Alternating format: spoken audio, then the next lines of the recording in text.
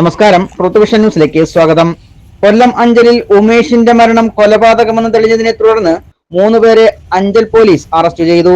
ഇടയം നിതിൻ ഭവനിൽ ദിനകരൻ 59, മക്കളായ നിതിൻ 23, രോഹിത് 19 എന്നിവരാണ് അറസ്റ്റിലായത്. ഇടയം ഉദയഭവനിൽ ഉമേഷ് 45 വയസ്സ് കഴിഞ്ഞ ജൂൺ 16-നാണ് തിരുവനന്തപുരം മെഡിക്കൽ കോളേജ് ആശുപത്രിയിൽ മരിച്ചത്. പോസ്റ്റ്മോർട്ടം റിപ്പോർട്ടിൽ മർദ്ദനമേറ്റതാണ് മരണകാരണമെന്ന് അറിഞ്ഞതിനെ തുടർന്ന് പോലീസ് അന്വേഷണം ഊർജിതമാക്കി. കഴിഞ്ഞ ദിവസമാണ് ദിനകരനെയും മക്കളെയും പോലീസ് കസ്റ്റഡിയിലെടുത്തത്. കൊല്ലപ്പെട്ട ഉമേഷിന്റെ അമ്മാവനും മക്കളുമാണ് അറസ്റ്റിലായത്. ഇവർ അടുത്തടുത്ത വീടുകളിലാണ് താമസം. സംഭവത്തെക്കുറിച്ച് പോലീസ് പറയുന്നത് ഇങ്ങനെ: സ്ഥിരമായി മദ്യപിച്ചെത്തുന്ന ഉമേഷ് പലതവണ ദിനകരന്റെ വീട്ടിലെത്തുകയും അസഭ്യം പറയുകയും ചെയ്തിരുന്നു. ഇതിനെ തുടർന്ന് ദിനകരൻ പലതവണ അഞ്ചൽ പോലീസിൽ പരാതി നൽകുകയും ചെയ്തിരുന്നു.